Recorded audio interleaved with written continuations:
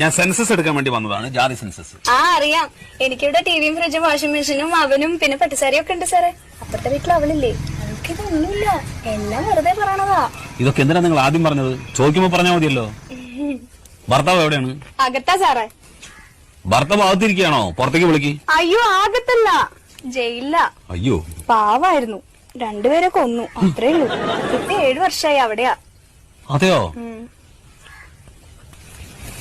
ഈ വീട്ടില് നിങ്ങൾ ഒറ്റയ്ക്ക് താമസം? ഏയ്, എന്റെ മോനുണ്ട്, അവനിപ്പോ 4 വയസ്സായി.